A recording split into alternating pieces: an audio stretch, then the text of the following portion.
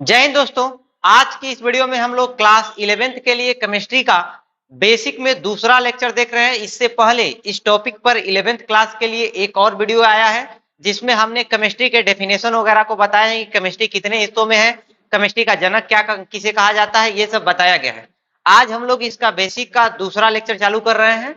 अगर आप वो लेक्चर नहीं देखे होंगे तो वीडियो खत्म होने के बाद वो वाला भी जरूर देख लीजिएगा और चैनल को सब्सक्राइब करके और बेल आइकन को भी दबा दीजिएगा। और वीडियो पसंद आएगा तो वीडियो को लाइक भी कर दीजिए और कमेंट करके अगर आपको कोई डाउट होगा या कुछ भी आपको वीडियो कैसा लगा है कमेंट करके जरूर बताइएगा। तो चलते हैं आज की इस वीडियो को हम लोग शुरू कर। आज की इस वीडियो में हम लोग सबसे पहले पदार्थ को देखेंगे कि पदार्थ क्या होता है। और केमिस्ट्री में जब भी शुरू किया जाएगा तो सबसे पहले पदार्थ से ही पढ़ा जाता है। तो पदार्थ की अगर परिभाषा की बात करेंगे तो ये आप बेसिक परिभाषा पहले भी आप जानते होंगे, 8-9 क्लास में पढ़े होंगे, नहीं तो हम तो पढ़ा ही रहे हैं कि वैसी वस्तु जिसके पास में क्या हो, द्रव्यमान हो, जो स्थान घेरे, उसे क्या कहा जाता है, पदार्थ कहा जाता है।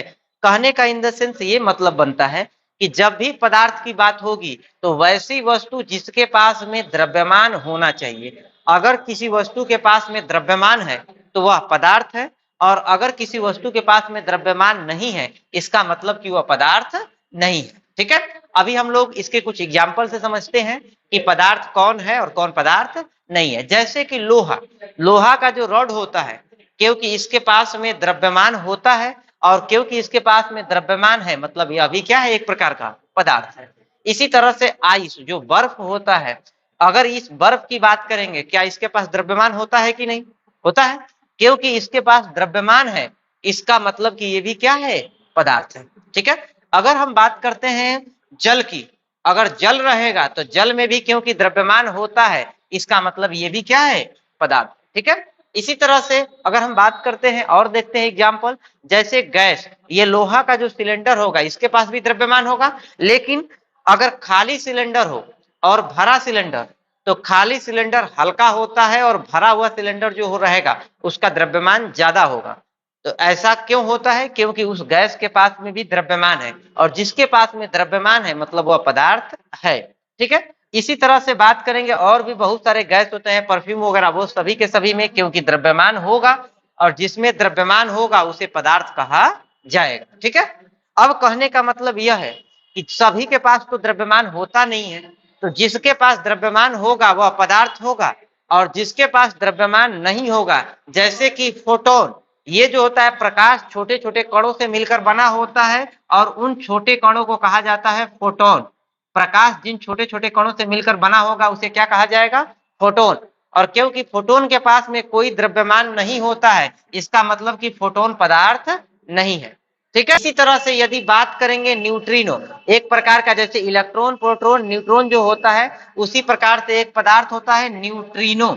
न्यूट्रिनो एक प्रकार का सब एटॉमिक पार्टिकल होता है, उपपरमाणविक कण होता है और इस न्यूट्रिनो के पास में कोई द्रव्यमान नहीं होगा। क्योंकि न्यूट्रिनो के पास द्रव्यमान नहीं है कहने का मतलब यह पदार्थ नहीं है। पदार्थ वही जिसके पास में द्रव्यमान है और जिसके पास द्रव्यमान नहीं वह पदार्थ नहीं। जैसे कि अगर किसी प्रकार की फीलिंग है, आपको प्यार है, गुस्सा आ रहा हो, तो क्या प्यार या गुस्सा जो होता है द्रव्यमान नहीं होता है उसमें? यानी कि जो फीलिंग होती है, गुस्सा, प्यार, अच्छाई, बुराई, ये सब भी पदार्थ नहीं होगा। पदार्थ तभी होगा जब उसके पास में क्या होना चाहिए, द्रव्यमान होना चाहिए। ठीक है, तो आई होप अब आप लोगों को ये समझ में आ गया होगा कि पदार्थ किसे कहेंगे, जिसके पास में द्रव्यमान हो, जो स्थान घेरे, पदार्थ है, और जिसके पास में द्रव्यमान नहीं वह पदार्थ नहीं। ठीक है, अब हम लोग पदार्थ के प्रकार की यदि बात करते हैं कि पदार्थ कितने प्रकार के होते हैं, तो इसको दो हिस्सों में बांटा जाता है। कौन कौन से दो हिस्से? अगर हम पदार्थ को प्रकार देखेंगे तो पहला आधार देखा जाता है भौतिक अवस्था के आधार पर और दूसरा देखा जाता है रासायनिक गुण के आधार पर। कि पदार्थ जो होगा भौतिक अवस्था पर अलग अलग प्रकार के होते हैं और रासायनिक गुण के आधार पर पदार्थ अलग अलग प्रकार के होते हैं। ठीक है, अगर भौतिक अवस्था के आधार पर बात करेंगे तो पदार्थ की कुल 5 अवस्थाएं होती हैं, जिसमें से 3 अवस्था आप लोग पहले से भी जानते होंगे। पहली अवस्था कौन सी अवस्था? ठोस अवस्था। दूसरी जो अवस्था होती है वह कौन सी अवस्था? द्रव अवस्था। तीसरी अवस्था होती है गैसीय अवस्था और चौथी अवस्था प्लाज्मा अवस्था और पांचवी जो अवस्था होती है बोस आइंस्टाइन कंडेंसेशन, या बोस-आइंस्टाइन संघनन, इसको शॉर्ट में बीईसी कहा जाता है। ठीक है, तो भौतिक अवस्था के आधार पर पदार्थ कितने प्रकार के? 5 प्रकार के। कौन कौन से? ठोस, द्रव, गैस, प्लाज्मा और बीईसी। ठीक है, अभी रासायनिक गुण के आधार पर भी होता है, लेकिन इसमें तत्व यौगिक मिश्रण, शुद्ध पदार्थ, अशुद्ध पदार्थ, ये सब जो होगा हम लोग आगे अभी डिस्कस करेंगे नेक्स्ट वीडियो में। आज हम लोग का मेन फोकस होगा भौतिक अवस्था के आधार पर, यानी देखना है ठोस अवस्था, द्रव अवस्था और गैस अवस्था के बारे में। आइए एक एक करके समझते हैं। और सबसे पहले हम लोग समझेंगे ठोस अवस्था के बारे में कि ठोस अवस्था क्या है, किसे कहते हैं। तो आप लोग ठोस अवस्था के बारे में पहले से भी थोड़ा बहुत पढ़े होंगे। ठोस अवस्था होता क्या है कि पदार्थ की वह अवस्था होती है जिसका आकार और आयतन दोनों निश्चित होता है। मतलब कि अगर कोई ठोस होगा तो वह कहीं पर भी रखेंगे तो उसका आकार सेम होगा, आकार बदलता नहीं है, और वही आयतन भी उसका नहीं बदलता है। मतलब जितना जगह छेक रहा है कहीं पर भी रखेंगे वो उतना ही जगह घेरेगा। जैसे कि ये जो है एक रिमोट है, ये अगर हम पॉकेट में भी ऐसे रख लेंगे तो पॉकेट में भी जो होगा उतना ही जगह घेरेगा। हाथ पर भी रखेंगे तो उसका आकार वही रहेगा, कहीं पर भी रखेंगे तो इसका आकार क्योंकि सेम होगा, इसका मतलब कि ये क्या है? एक प्रकार का ठोस है। ये पेन जो है इसका भी आकार, क्योंकि हाथ पर हम ऐसे भी रखें ऐसे रखें कहीं पर भी रखेंगे जगह भी उतना ही घेरेगा और इसका आकार भी वही होगा। मतलब ये भी क्या है? एक प्रकार का ठोस है। ठीक है, ऐसे ही कुछ और एग्जाम्पल से समझते हैं। जैसे कि बर्फ, बर्फ जो होता है जब तक पिघलेगा नहीं, अगर ठोस अवस्था में रहेगा तो इसका आकार निश्चित होता है, इसके आकार में कोई परिवर्तन नहीं होगा। इसी तरह से ईंट हो गया, ईंट का भी आकार में कोई परिवर्तन नहीं हो रहा है, ना ही आयतन में। अब क्योंकि आकार और आयतन में कोई परिवर्तन नहीं हुआ, इसका मतलब कि यह भी क्या है? एक प्रकार का ठोस है। ठीक है, इसी तरह से हम बात करेंगे आभूषण की। जो गहना औरतें पहनती हैं, ये गहना जो होता है इसका आकार निश्चित होता है। लड़की देखने के चक्कर में पड़े, हटाओ इसको, दूसरा बताते हैं। इसका आभूषण, ठीक है, ये जो आभूषण पहनी है इसका आकार क्या? फिर वही, चलो इसको भी हटाते हैं। ये देखिए, ये जो है गोल्ड है, ये क्या है? गोल्ड, सोना। और ये जो सोना होता है ये अभी ईंट के आकार का है, तो इसको कहीं पर भी ले जाएंगे तो इसका आकार यही रहेगा। अगर आकार बदलना होगा तो इस गोल्ड को किस अवस्था में बदलना पड़ेगा? द्रव अवस्था में बदलना पड़ेगा। ठोस अवस्था में आकार भी निश्चित होता है और आयतन भी निश्चित होता है, उसमें परिवर्तन नहीं होगा। ठीक है, इसी तरह से अगर और एग्जाम्पल से आप समझना चाहे तो जैसे लोहा का छड़ हो गया, तो यह ठोस अवस्था में रहता है तो इसका आकार और आयतन दोनों निश्चित होगा। जिसका आकार और आयतन दोनों निश्चित होगा उसे ठोस कहेंगे। अगर हम इसी तरह से आगे बात करते हैं तो अगली जो है जैसे कि अंगूठी हो गया, अंगूठी में ये हीरा जो होता है, चाहिए अंगूठी, इसका आकार क्या होता है? निश्चित होता है, इसके आकार में कोई परिवर्तन नहीं होगा। अगर यही द्रव का अंगूठी रहता तो जैसे पेनों का बल्ब नहीं गिर जाएगा। ठीक है, तो इसका आकार क्या है? निश्चित है। तो जिसका आकार और आयतन दोनों निश्चित होगा उसे क्या कहा जाएगा? ठोस कहा जाता है। ठीक है, अब अगर हम द्रव अवस्था की बात करें कि द्रव अवस्था किसे कहेंगे, तो द्रव अवस्था में जो होता है किसी वस्तु का आयतन निश्चित होता है लेकिन उस पदार्थ का आकार निश्चित नहीं होता है। अवस्था में आयतन निश्चित हो लेकिन आकार निश्चित न हो। आयतन निश्चित होने का मतलब कि अगर 2 लीटर जल होगा, जैसे कि एक बोतल में, जैसे कि इस बोतल में जो जल है अगर 20 लीटर अटेगा तो यह 20 लीटर ही रहेगा, चाहे जमीन पर रखें, बोतल में रखें, कढ़ाई में रखें, कहीं पर भी रहेगा। तो यह जल कितना रहेगा? 20 लीटर। उसके आयतन में कोई परिवर्तन नहीं होगा, लेकिन इसका आकार जैसे ही पिएगा, मुंह में डाल लेगा तो मुंह के आकार का हो जाएगा, जमीन पर गिरा देंगे जमीन के आकार का हो जाएगा। ठीक है, इसी तरह से कोल्ड ड्रिंक, कोल्ड ड्रिंक जब बोतल में रहेगा तो बोतल के आकार का, और इसको गिलास में रख देंगे तो गिलास के आकार का।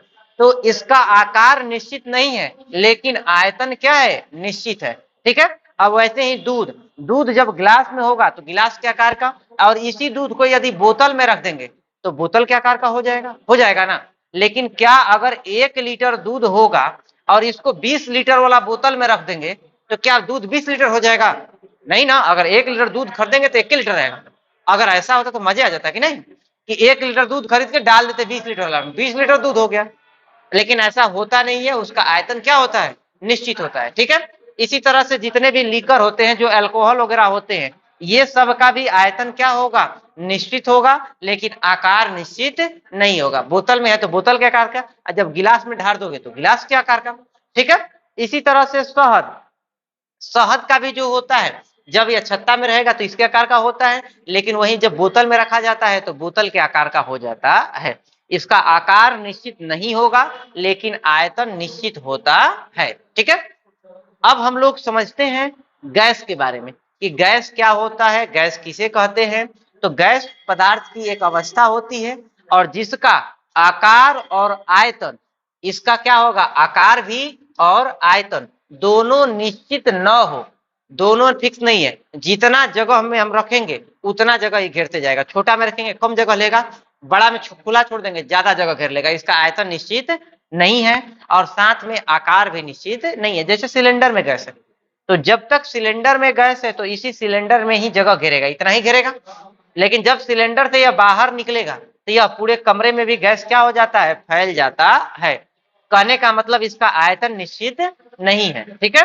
इसी तरह से दूसरा एग्जाम्पल अगर देखेंगे, धुआं, धुआं को अगर रूम में रहेगा तो रूम में पूरा फैला रहेगा, अगर बाहर खोल देंगे तो पूरा फैल जाएगा वायुमंडल में। इसका मतलब कि इसका आयतन भी निश्चित नहीं है और इसका आकार भी निश्चित नहीं है। इसी तरह से स्प्रे जो होता है, सेंट वगैरह, ये जब इसमें से निकलेगा तो जब तक बोतल में है तो बोतल के आकार का और इसका जगह भी बोतल बराबर घेरेगा, लेकिन जब कपड़ा पर मार के घूमेंगे तो पूरा माहौल एकदम महका के रखेंगे। तो इस समय क्या हो रहा है, इसका आयतन भी निश्चित नहीं है और इसका आकार भी निश्चित नहीं है। तो जिसका आकार और आयतन दोनों निश्चित न हो उसको गैस कहा जाएगा। समझ गए। अब जो है हम लोग क्या क्या समझे हैं कि हमारे पास पदार्थ की तीन अवस्था अभी तक पढ़े, जिसमें से पहली अवस्था ठोस अवस्था, दूसरी अवस्था द्रव अवस्था और तीसरी अवस्था कौन सी अवस्था, गैस अवस्था। ठीक है। ठोस अवस्था कब, जब यह बर्फ है तो ठोस और पिघल गया तो द्रव अवस्था, और ये जब खौलने लगा, गैस बन के भाप बन के उड़ने लगा, तो इस समय यह कौन सी अवस्था है, गैस अवस्था है। समझ गए।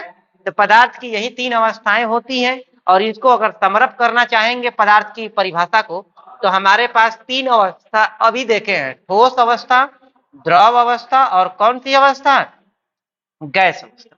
ये तीन अवस्था देखे, जिसमें से अगर हम बात करेंगे आकार का और किसका बात कर रहे हैं, आयतन का, कि किसका आयतन निश्चित है और आकार निश्चित है, तो ठोस जो होता है इसका आकार भी निश्चित होता है और आयतन भी निश्चित होता है। लेकिन द्रव का आकार निश्चित नहीं होगा, केवल और केवल आयतन निश्चित होगा। और गैस की बात करेंगे तो ना आकार निश्चित ना आयतन निश्चित। तो ठोस द्रव गैस में आपको आई होप अब परिभाषा वगैरह समझ में आ गया होगा कि ठोस किसे कहते हैं, द्रव किसे कहते हैं, गैस किसे कहते हैं और पदार्थ वगैरह किसे कहते हैं। ठीक है। अब जो है कल के वीडियो में आपको सिखाया जाएगा कि प्लाज्मा, इसके कुछ गुण देखेंगे, ठोस के, द्रव के और गैस के क्या गुण होते हैं, किसके कण गतिशील होते हैं, कौन मजबूत है कौन कठोर है, ये सब हम लोग कल के क्लास में सीखेंगे। उसके बाद पढ़ेंगे प्लाज्मा के बारे में। ठीक है।